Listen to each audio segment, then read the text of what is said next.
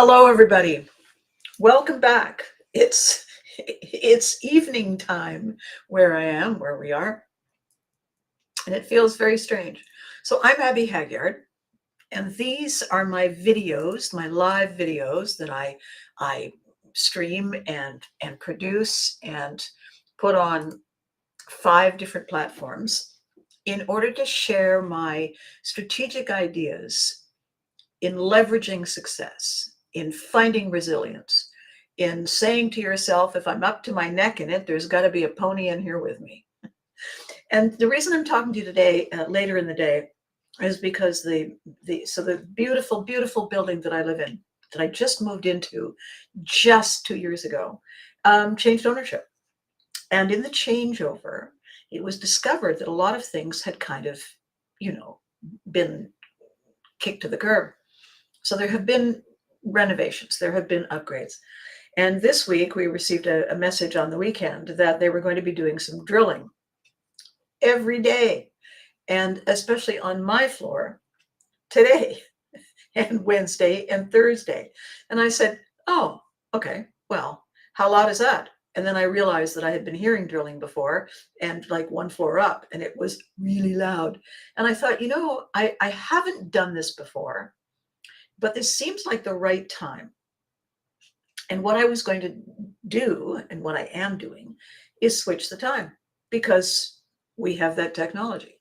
So I posted last week that we would be doing the recordings, doing the videos. Hello, Charles. Doing the videos at 6 p.m. my time, New York time, because that made it easier for me rather than getting up at what time is it ahead of when all the drilling happens. And then it's quite funny because people have been saying, I didn't see your video. I didn't see your video. What's going on? And I thought, you got to read the fine print. This is episode 355, and it's the first time I've done it in the evening, and everybody's all discombobulated. And I don't blame you, because I kept thinking, oh, I have all the time. I can do this today. Oh, wait, no, I have to do the video in the evening. So here we are. Now, this is my office for those of you who are new. And yes, in fact, that is Mom from You Can't Do That on Television. And right in front of her are the Care Bears, all of whom were my alter egos for a period of time. And the thing that is so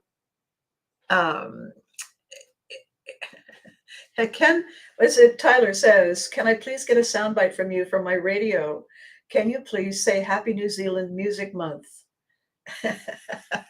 Okay, I have to wait for it to scroll up, Tyler, because I can't read the rest of it just now. But of course we can. Of course we can. All providing that New Zealand wishes me Happy Mother's Day this weekend. I hope that's a deal. So what I'm talking about in all these videos is kind of a lead in to this project I've been working on about success, and about there's no real confusion about it. The reason it's called 15 Minutes of Fame is not because fame is fleeting, although it can be. It's that it's such incredibly hard work to keep going at it because it's nonstop, it's relentless, and it overtakes everything. And people often are unprepared for that. And so in my process of talking about there is a way back from broken. We can look at what happened when we hit the wall, fell down, and found it really hard to get back up. These are normal. It's just that we never talk about that ahead of time, and there aren't any instruction booklets. So I said, well, I can write an instruction booklet. I have fallen down and gotten up more times than most people. And so that's what this is all about. Pivotry in motion is changing your mind to change your path, to get ahead of what's coming so that you can own the outcome, right? Makes sense. So as we progress, I want to say hello to LinkedIn, hello to Instagram, hello to Twitch, hello to Facebook, hello to YouTube. And in a second, when it scrolls up, I don't know why it's not scrolling up, I will do a shout out for Tyler. All right. So before we begin, quick toast. I'm drinking sparkling water. I had a meeting this morning outside of the building, and it was a long, involved, in a kind of a noisy place. And you know how you don't realize it, but you're throwing volume from your throat when you should be throwing it from your diaphragm. But anyway, here we are. So I've had 4 conversations in the past 4 days, and they are all about, wait a minute, that's not what I meant. Reset, rethink, recharge, recovery. I have had that exact same conversation with 4 completely unrelated people on 4 completely unrelated subjects in the past 4 days. So, and when I met with this lovely, talented, brilliant man today, and we had our meeting, all around us, we were hearing people have that kind of tone in their voice where they feel sort of aggrieved, they feel hard done by. And I said to him, we're onto something here. We're onto something. And it's important because people aren't having a great time. And if we're all trying really hard and doing our best and looking forward, the least that can happen is having a great time, right? It only makes sense. So the first people I talked to about this whole thing were people who attended a beautiful celebration of life for a really remarkable guy. This is in Ottawa, Canada. And he was born with an affliction that kept him wheelchair bound. And as a child, the doctors gave very little hope that he would survive for many years. They certainly didn't think that anything was going to improve and he would be in hospital permanently. However, he was stubborn. His family was stubborn. Everybody believed that he deserved a fighting chance. And they pushed and they lobbied and they got attention and they talked to people. And this chap, he had to communicate through his computer, and he had to have a ventilator. And so therefore he had to have a personal service worker overnight. If they didn't show up, he had to spend the night in ER, which can be terrifying. And he survived past everyone's expectations. He was 50. And all that happened to him, it was an inevitability, really. If you have a mechanical device running your body, at some point the body wears out. And really that's what happened. And my favorite New Zealand song is, do I have a favorite New Zealand song? Okay, so, oh, no, I don't think that that's a New Zealand song. Oh dear. All right, here we go. Before we begin, I have made a promise because Tyler in New Zealand is going to return the favor. Mother's Day weekend, he's going to do a shout out to Abby Mom on Mother's Day weekend. Aren't you, young man? Of course you are. And so in exchange for his kindness, I want everyone who's watching to give a big shout out to Happy New Zealand Music Month. And this is for Tyler's videos. And we salute you. Australia and New Zealand and all the folks down under have been our stalwart, loyal fans and supporters and cheerleaders from the very beginning. You can't do that on television, would not be where it became without them. And on behalf of the family and the crew and the creators, thank you, Tyler. You've done good. Okay, so let's get started. When we are faced with something we can't fix, we have choices. We have 4 choices, okay? When it's something, I just have I think an eyelash. There we go. When we are faced with something we can't fix, it's too big. We have choices because we always have choices. The first one is that we can change it. We can do what Ryan and his family did. They lobbied, they pushed, they promoted, they spoke, they met with, and said, yes, we understand. Why not? And eventually, people said, you know what? Boy's got a point there. and they change the rules. So if it means enough to you, if something is big, you can change it if you're willing to put in the work, if you're willing to fight the good fight. Sometimes that's not possible. Sometimes you say to yourself, okay, if I can't change it, maybe Rhea, good evening. And yes, isn't that wonderful? Cheer on New Zealand. If we can't change it, then there are times when we can leverage it. And I talk a lot about leveraging change. I say to people, if there's a tsunami coming, you can just stand there and have it wash over you. You can try to outrun it and have it pretty much take you out of the knees. Or if you have the time and the timing, you can figure out a way to get around behind it like a surfer and navigate your way, build your momentum so that you can ride the crest of the breaking wave of change. And its momentum can carry you forward far further and faster than you could on your own. So you can change a thing that you don't like. You can leverage a thing you don't like. And the third thing you can do is you can say, I'm going to walk away.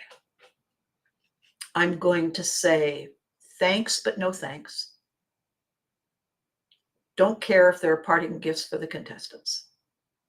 So in my case here, there have been people complaining, because that's the fourth option, complaining about the changes that have taken place since the ownership shifted. Now, all businesses, when ownership changes hands, people running it have changes they want to make. They didn't just buy it for an investment. They bought it to run it, to take it someplace different. And I will tell you why it upsets people. It upsets people when that happens because when you change your story, everyone else feels as though they have been kicked to the curb. If you say new and improved, the person who has been a loyal and faithful customer for decades says, well, what was wrong with the old way? Why were you telling me it was amazing if now you're telling me you can make it better? Why were you selling me substandard? I've been loyal to you. So it feels like a betrayal if you're not careful, if you're not strategic in the way you talk about things. People will complain because they feel they have no voice. They feel that someone has taken away their right to choose. And the more they feel ignored, the louder they get. Here's the thing. Talk, unless it's pointed and focused with an outcome in mind, is nothing more than a stalling tactic. It's what I call the small yappy dog syndrome. Small yappy dog is not going to change the status quo. It's just making a lot of noise so that people recognize it, so it feels important. So I had a conversation with someone leading up to this big, massive transformation in the building. And this individual began complaining about everything that has changed since the new owners took charge. And I said, well, it's the new owners. I know. Okay, the new owners are going to run the building they bought the way they want to. It's their building. I know, but I don't like it. Then your options are, if you can't change it, if you can't leverage it, let it go. Move on. Do something different. Find another place. Why infect everyone in the building with your anger, with your resentment, with the yappy dog thing? How does that serve? What does that do? What does it change? And the answer is nothing. It's all about you in the moment, except that I had stuff to do. So when I spoke to this person who said, and you won't believe the colors. And I said, is there a way to see the colors ahead of time? Yes, come to my floor. It's terrible. It looks like this. So I went to the floor yesterday and I looked at it. And this is the part about when it pays to own the elephant in the room. So I cleared my head of any preconceived anything. And I got off, I pushed the button, the elevator door opened, I closed my eyes, I stepped off the elevator, took a breath, let it go, opened my eyes. And it was a completely different look, vastly different. But I had decided I was going to go and see what it looked like for itself, in and of itself, not comparing to what was. And I stood there and I thought, this is very, very rich looking. It's very subtle. It's very modern, but it's not modern tacky. It's a modern interpretation of a private members club, executive class. And I thought, that works. This building truly is executive class. When you see it on the street, it echoes our parliament buildings. It echoes a couple of vintage, beautiful stone buildings near us. And so it's of a piece. It's like a collected set. You know, you have the necklace, the earrings, and the bracelets. And I stood looking at this decor, and I thought, it's not like the lobby, but it doesn't have to be like the lobby. All it has to be is elegance, graciousness, executive class. Does it meet those standards? The answer is yes. And I thought, okay, I'm excited. Got back in the elevator, came down to my floor, and I sat down and I wrote a list of things that I could get, I could buy, or I could cobble together from what I already have to accessorize that look. My front door, I can put something on my front door.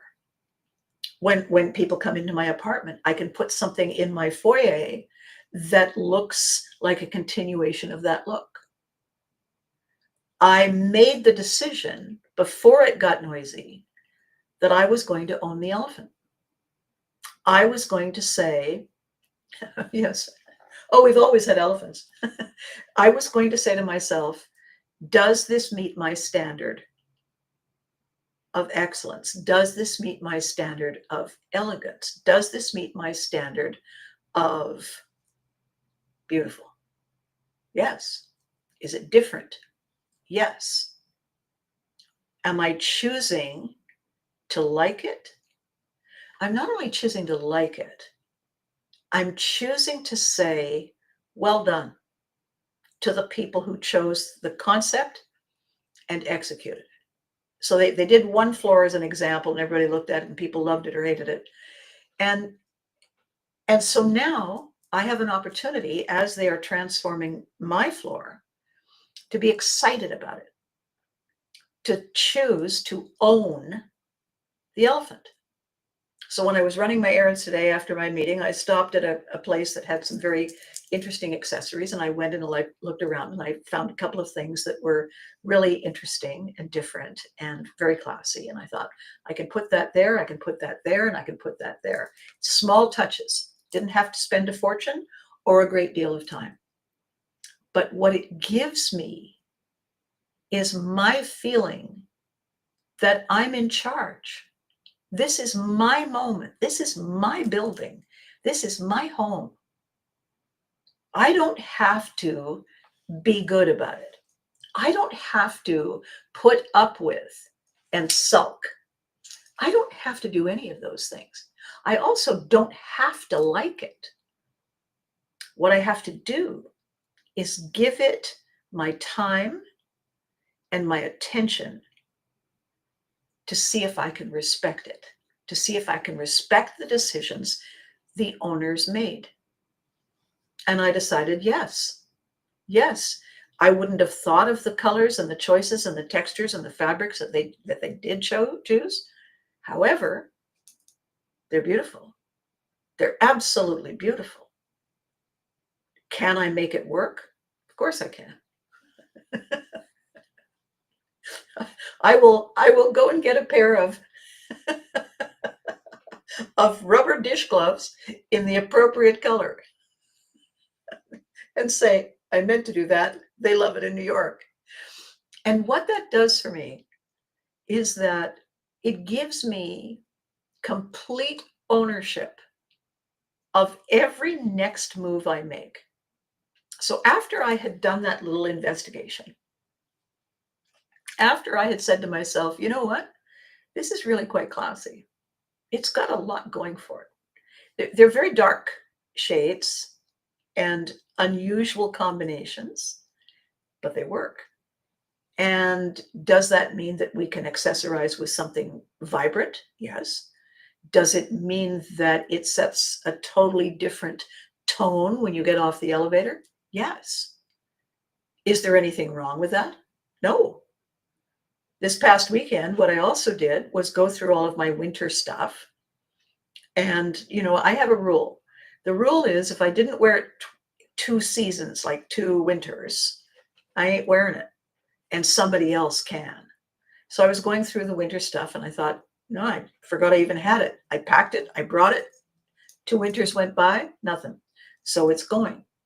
And I felt very virtuous. I got out my exercise equipment that I had been meaning to get out of its little cubby for a while. I got it out. I figured out where to put it. I did my first workout. I'm lying there on the floor thinking, this is going to hurt tomorrow. Why did I stop? Well, I was a little busy. I was up and down the highway to hospitals, and then I was packing and moving, and it kind of got away from me. Do I want to get it back? Absolutely, I do. Did it feel good when I did it? Yes. Did I then have a hot shower so it wouldn't kill me the next morning? Yes, I did. Each and every one of these opportunities gives us a meeting point, a turning point. What's in it for me?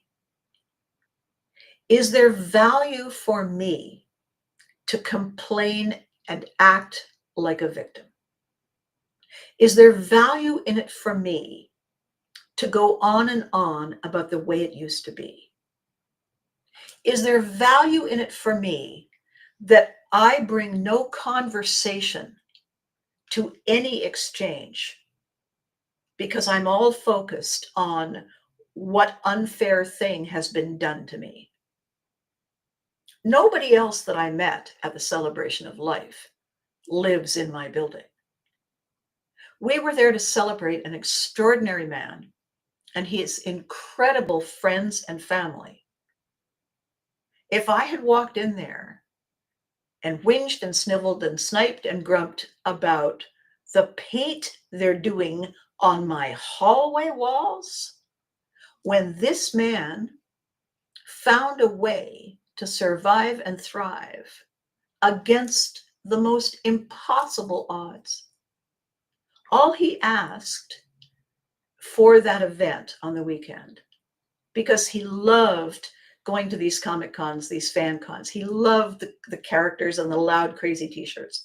All he asked was that people wear their best favorite loud shirt. Now, I have a lot of loud shirts, but it wasn't what he meant. I knew that. So I went out, I drove off to a place, and I found a suitably loud shirt, and I wore it. And I wore it with a suitably loud jacket and large earrings. And when I walked in, everybody said, Abby's here. A remarkable number of people, not in any way constrained by limitations, showed up in mud-colored clothes, grays and browns and kind of an olivey browny drab. Granted, it's early spring, but they had the opportunity to do as he wished, get out of their rut and breathe in the air of possibility. They had the opportunity. and they didn't take it. Everybody's got stuff. Everybody's got issues. The way to manage the issues, the way to override the exhaustion is to say, I'm walking here. Because that man, incredible. That man who was in a wheelchair from the first day he was alive on this earth, once he was big enough and they had to put him in something, that man was walking here on 4 wheels. He was making noise, even though he was largely nonverbal. He was saying, it's not enough. It's not enough. I'm here to contribute. I'm here to make a difference. I'm here to step up and do the best I can. If I'm willing to do that, then you maybe should consider doing the same. And he did that every day of his life. Every day. That is an incredible role model. So the elephant in his room was the limitations of his physical body. And he chose every single day to own that elephant. He chose every single day to make funny, inappropriate jokes, to catch people off guard. He showed up at every event where there was an opportunity to talk about change and legislation and diverting funds for an incredibly important segment of the population. He never didn't show up. Why? Because he deserved the best that people could provide. He met them at the line. All he expected them to do is meet him at the line. I went to that event and I saw people just kind of standing there. And I wondered about it, and I went to talk to a family member. And I said, is there going to be somebody talking? No, we didn't think that was necessary. Okay. And I went around and I chatted with people and I said hello and, introduced myself. And I realized after about an hour or so that really none of the people who had failed to show up had any idea how to show up. There isn't an instruction booklet. There isn't a conversation to have. I'm already exhausted. There's so much going on. The news is scary. I don't know what tomorrow is going to bring. And people are retreating. They're going into the little cave and they're waiting till the worst passes, which is perfectly fine. It's perfectly fine to do that.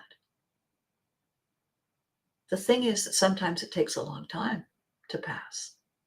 And there we are in our little cave, wondering, is it safe? Can I come out? And if we wait too long, we forget how.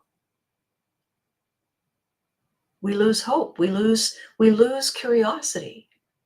We lose the desire to find something new and try it on for size.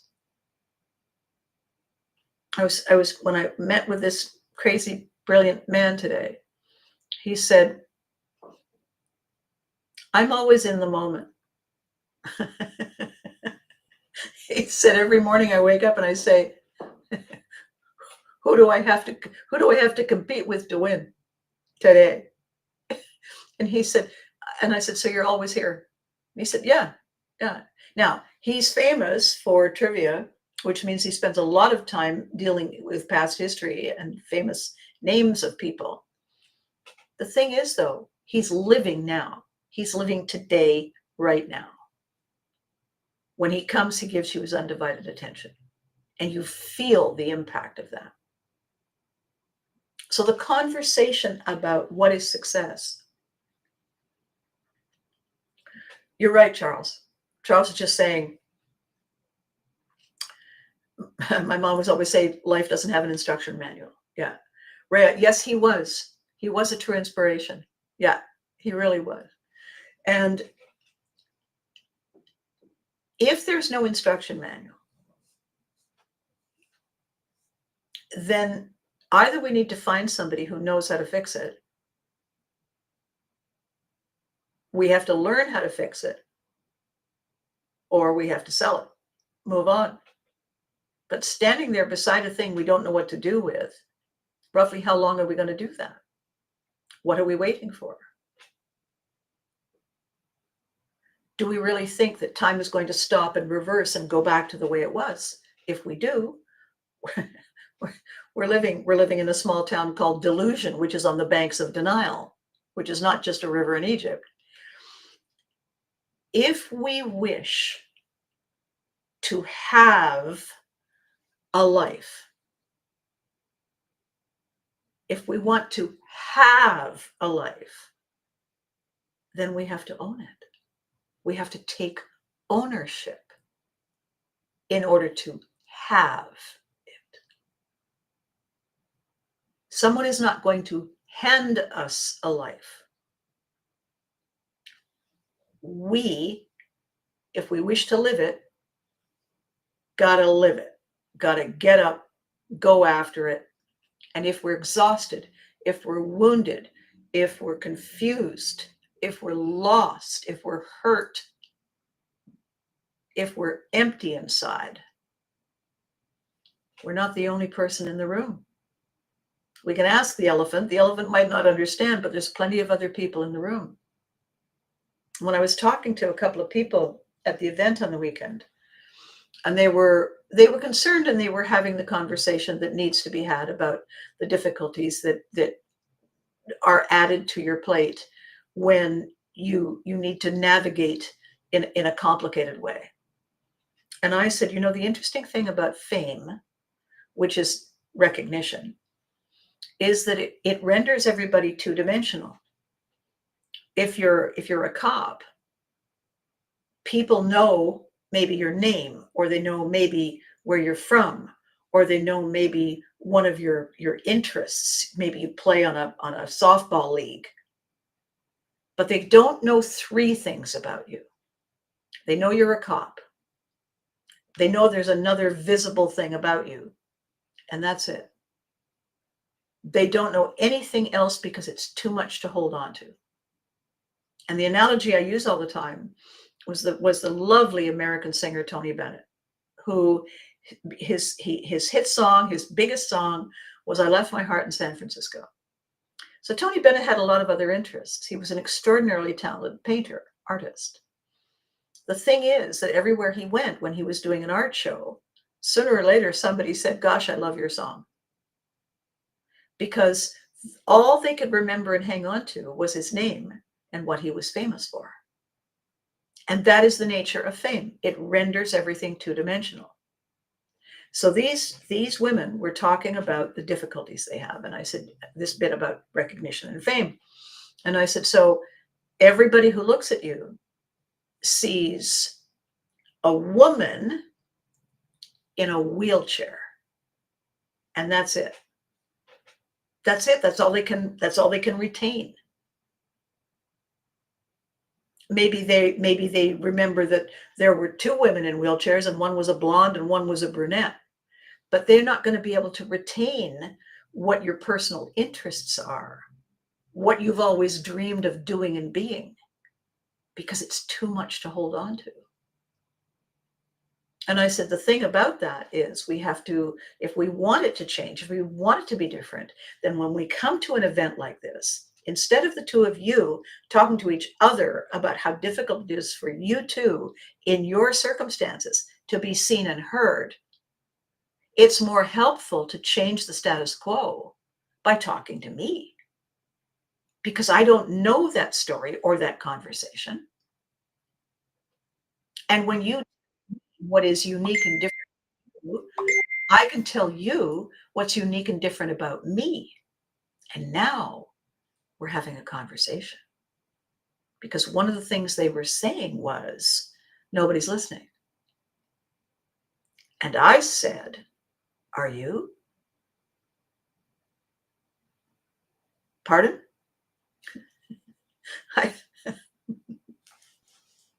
I said, "Did you come over here to introduce yourselves to me? Or was it just an open area?" And one of the women said, "It looked like a lively conversation, and I wanted to hear what it was about." And I said, "Okay, well, my name is Abby, and your name is whatever. And what's your favorite flavor of ice cream?" And she said, "What?" I said, "What's your favorite flavor of ice cream?" And she told me. And I said, "Mine." And I told her. And I said, "Now, you and I know something about each other that most people don't know. How did we learn that?" We asked. We had a conversation. And the conversation was not about our gender or our mobility. It was about who we are and how we are and why we are. Bigger than those other two things. Bigger, vast. And the woman said, "I've never had a conversation like this." And I said, "Well, you see, that's what happens when you sit down with a Viking. You never know." It's like that Bits and Bytes commercial. You never know what you're going to find. And I go through my life doing that, pulling information out of people, because as a military kid, I never felt there was going to be enough time to get to really know anybody before we would be yoinked out and sent off someplace else. And I didn't want to be in a place and leave a place feeling that I hadn't made any friends. I wanted to be able to run into them at the next kind of crossover posting and say, "Oh my gosh, did you ever get that puppy?" Because that's a connection. And if they said, "Oh my God, you remember that?" That's two people listening to each other, connecting with each other. And that's what it's all about. So back to the elephant in the room. Why it pays to own the elephant is because somebody has to. Somebody has to own the elephant. Why not us? Why not me? Why not you? What is that? It's an elephant. No kidding. Where does it sleep? Anywhere it wants. I mean, we get to own if we choose. We get to be upset and stomp off and refuse to play. But I'll tell you, when we do that, the game goes on without us. And how was your day? Fine. And we're all talking about the game that you chose not to play. There's a lot of angry rhetoric right now, a lot, all over the world. People are not talking to each other. They're pointing their fingers at each other. They're labeling people. They're making it easy to say, "You're different and that's not okay." The fact is, all human beings are human beings. The fact is that no two are the same. We over here aren't a collective we. Every single person in the we has different DNA.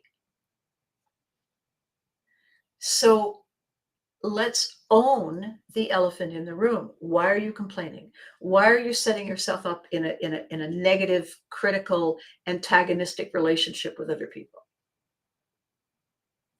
Are you the woman who feels that nobody's listening? Are you the person who feels nobody respects you? Are you the person who feels that it should be different? If you're the person who thinks it should be the way it was X time ago, that's too bad, because we're not going back there. You know, when you're in a car, there's a little mirror that's attached to your front windshield. It's pretty small. It's kind of like that. You know why it's that size? So you can look at it, you can see there, you know why it's that size? We're not going that way. We don't need a big screen showing us the back. The reason we have a mirror is to make sure that when we look in it, we don't see nothing but the grill of a truck. A strafing airplane coming at us so that we can figure out something to do. We're going this way and we have no choice. Energy moves forward. It doesn't, planets can be in retrograde, but energy moves forward. Change moves forward. If we stand still, we actually get left behind because change is changing. The elephant in the room isn't there to attack. The elephant in the room is there because it's their time. Somebody said all these things that are happening. I said, you can look at it a couple of ways.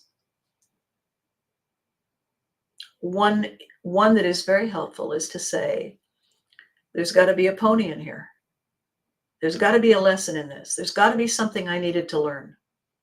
There's got to be something that is going to help me down the line. Even if this is disgusting and awful and delaying and costly, I'm going to come out the other end with something I didn't have. And I'm going to be able to figure out what to do with it. If I don't like it, I don't have to do it again. I can change, I can leverage, or I can walk away. Also, I can complain, but complaining is a stalling tactic. It gets us nowhere. It's like the car is stuck in mud, we're in neutral, and you're revving the engine and the tires are spinning. How's that working for you? So the elephant in the room, and I always promise that there's going to be a simple win. My brilliant friend, Carol Hay, said when she does her spring cleaning, she asks two questions. Is it useful? Is it beautiful? In other words, is it a delight or useful in a practical way? I have a third category. Is it useful? Is it beautiful? Does it fill a void of some kind? I have a photograph on my desk. Is it useful? No. Is it beautiful? Not really. Why am I keeping it? Because it shows me an important moment in time. So it doesn't fall into useful and it doesn't fall into beautiful. It falls into value add.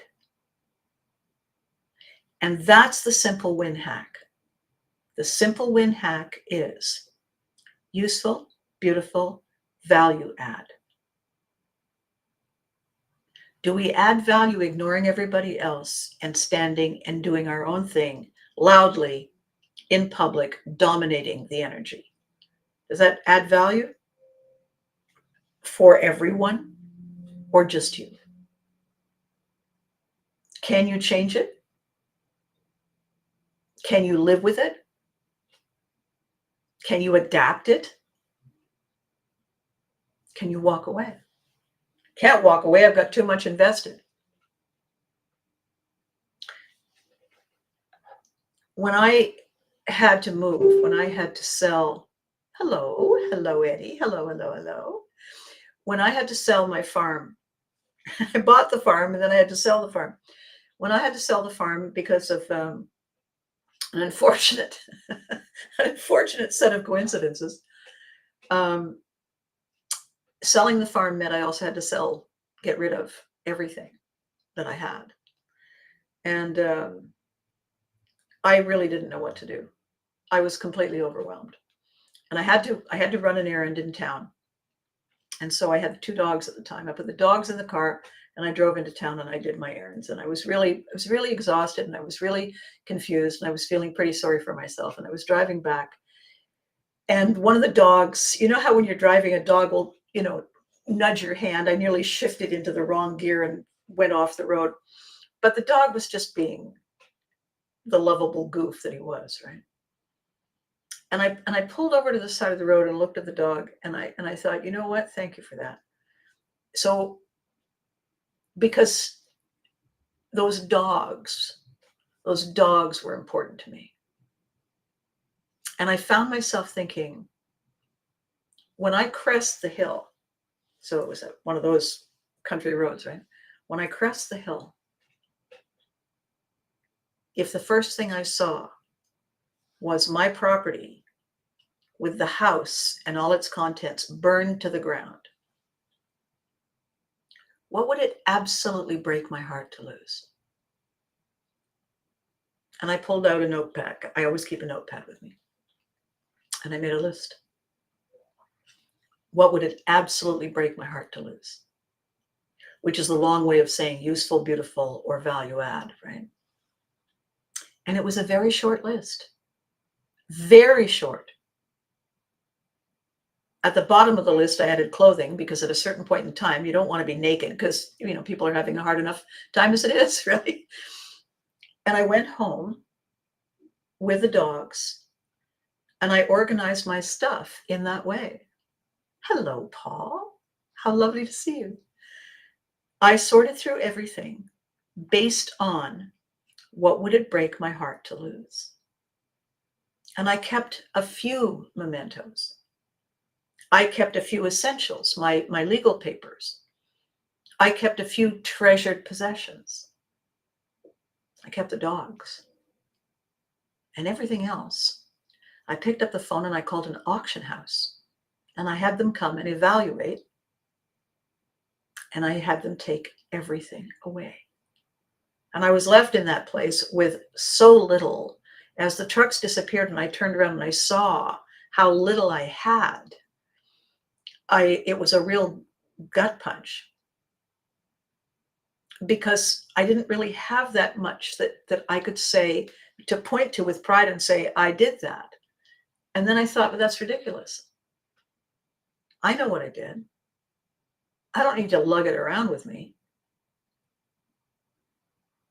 My elephant in the room is who I know myself to be.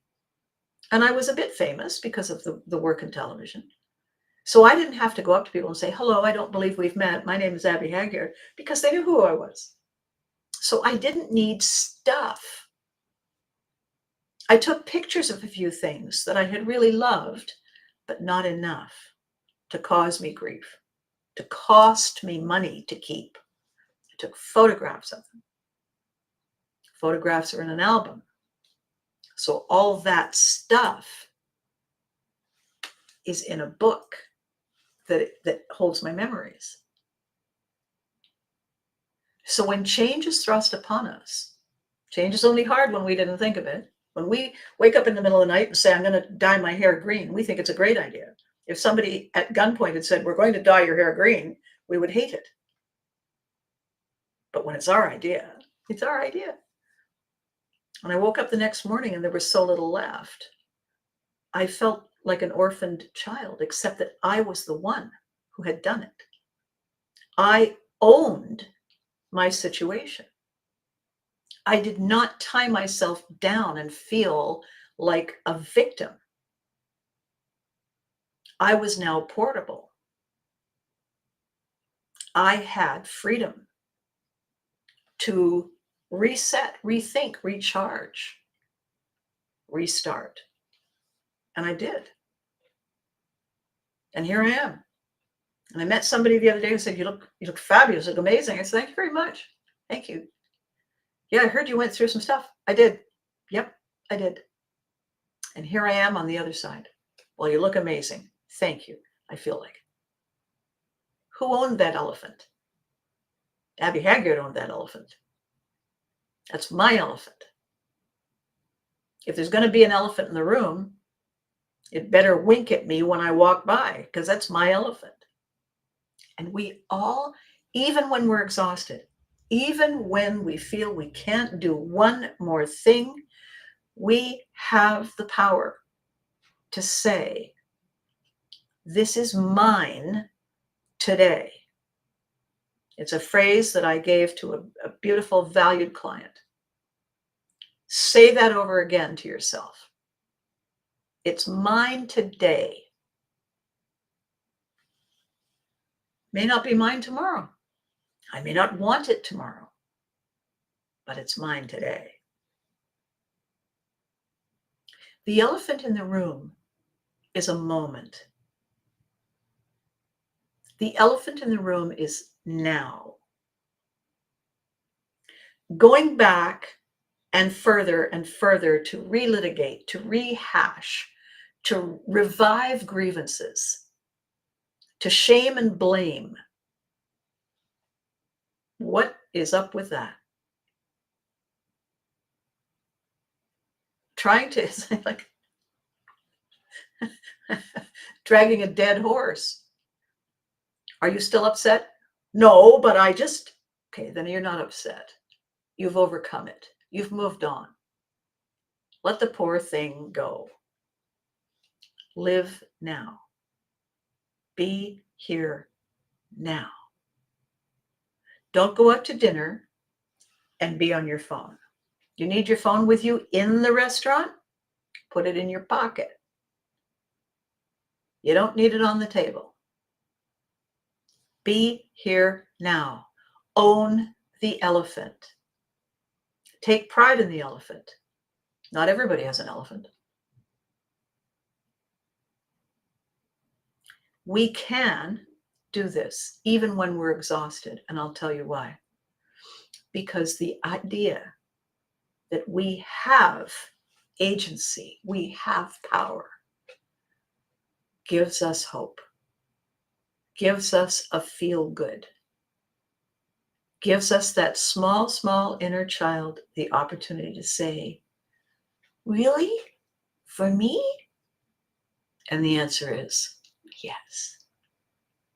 This is your elephant.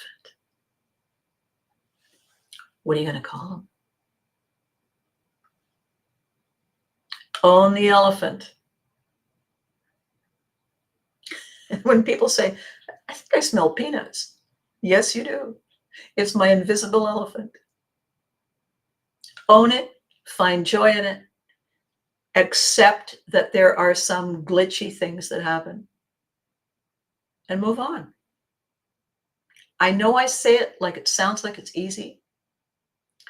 Yeah, you're saying it, Paul. You can always walk away, but it is tough sometimes.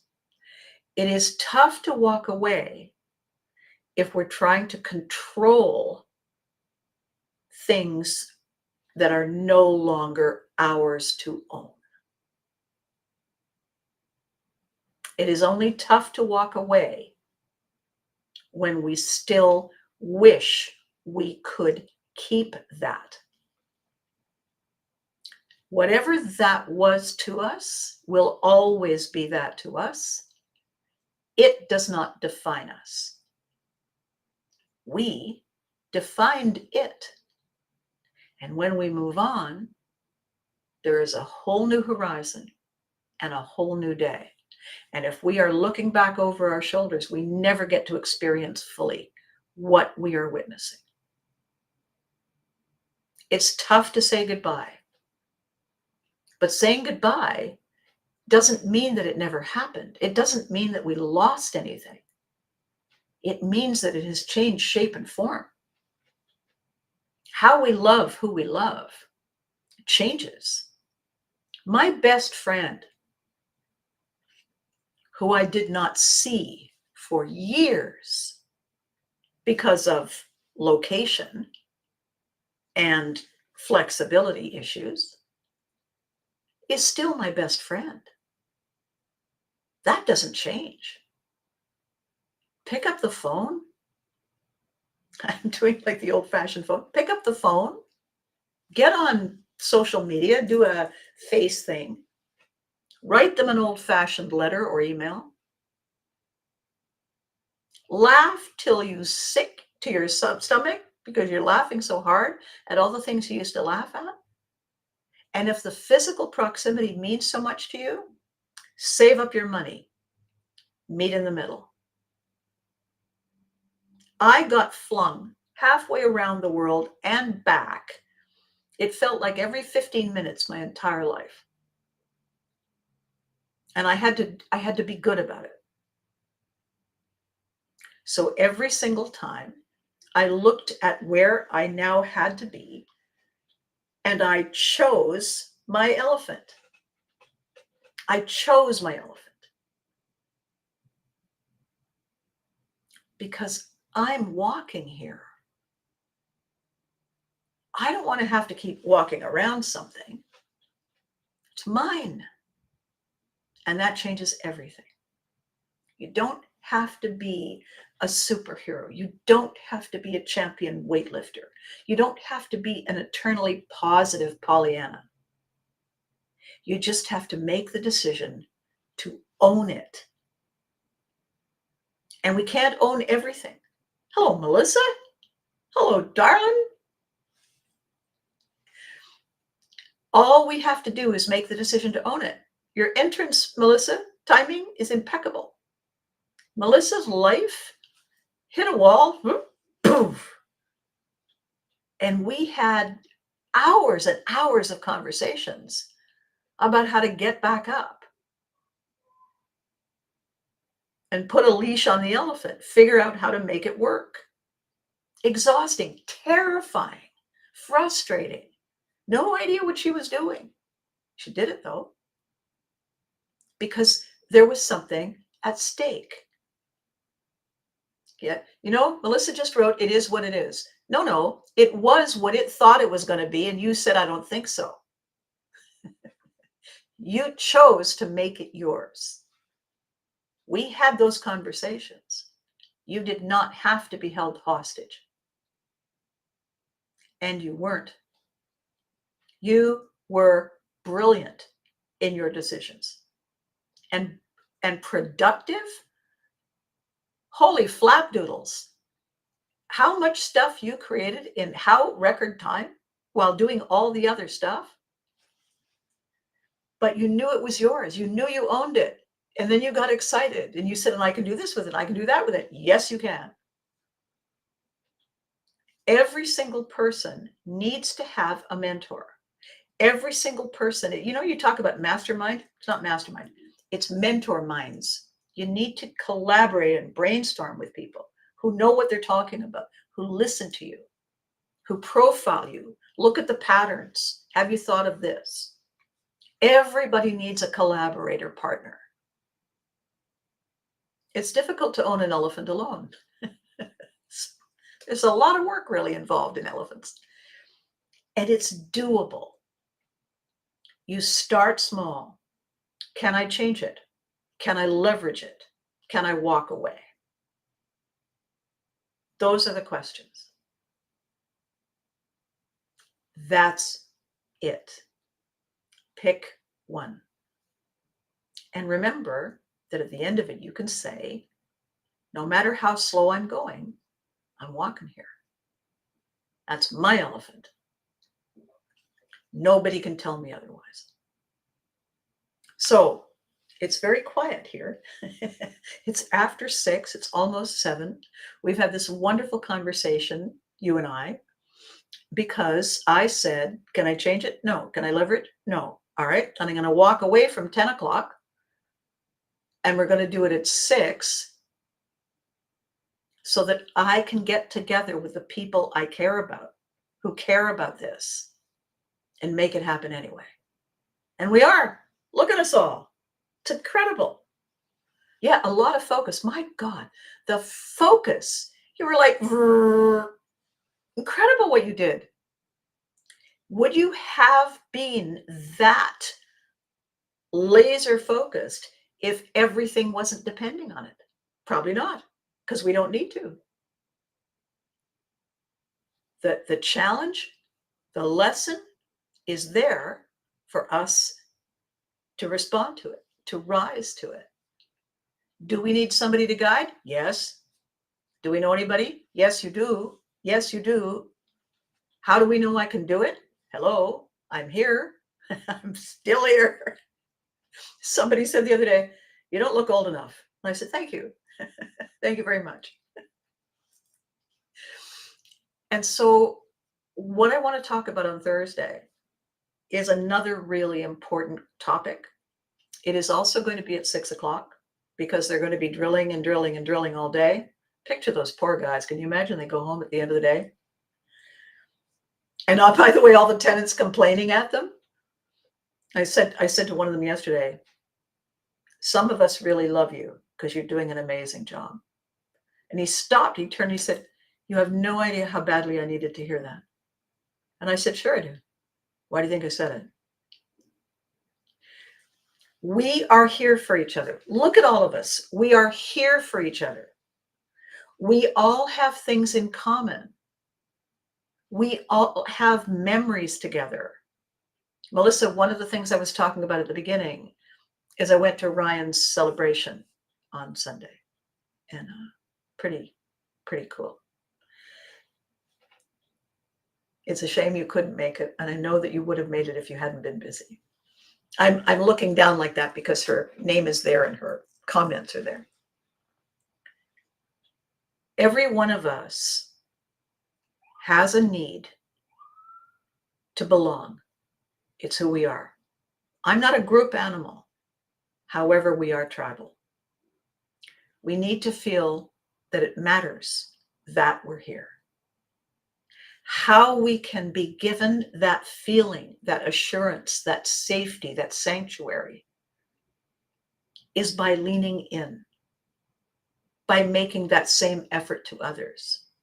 Oh my God, I'm so glad to see you. How long has it been? If we talk to other people, they talk to us. I walk in this loud shirt and this loud jacket, and everybody went, whoa. And a member of the family said, well done. Least I can do. Least I can do. Others didn't do it. They weren't sure they should or could. They had not decided to own the elephant. Having seen me, they either will continue not to own that elephant, or they'll say, okay, I see how this works. I'm going to go get my shirt. There are do-overs. We're not perfect. We're not supposed to be. What we are supposed to be is owners of our own life. There are rules, there are regulators, there are limitations, there are situations, of course. 'Twas ever thus.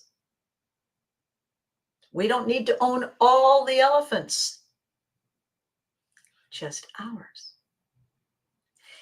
And he can be a very small, invisible elephant. He doesn't have to be huge. Can you imagine? Can you imagine if you walked around like this and you could do a little sound effect thing that went, wouldn't that be hysterical? I go, what is that? It's my elephant. His name is Henry. Can't believe I just did that. All right. It is time for, yeah, I know you had SUV. We'll talk about what happened. Okay. We'll do one of our calls.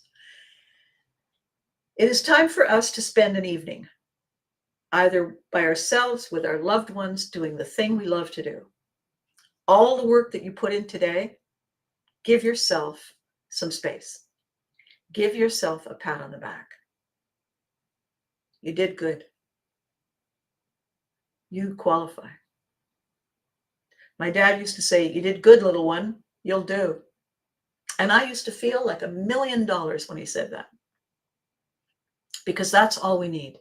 We need to hear from the elephant.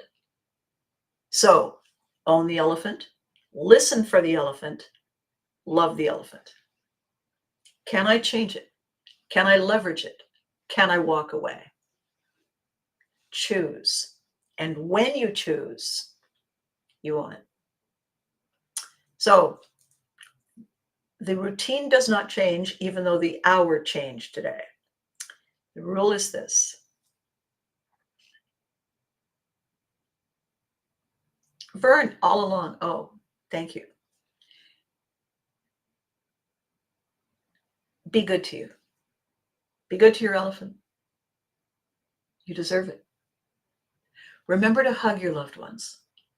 Remember to listen to the one small, simple thing your loved ones wish for, and give it to them.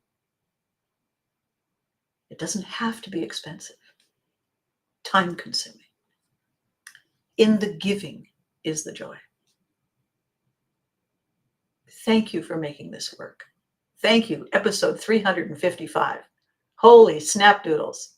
That's a lot of showing up. And I am grateful to each and every one of you. So I will see you on Thursday at 6 o'clock, New York City time. And in the meantime, thank you for watching.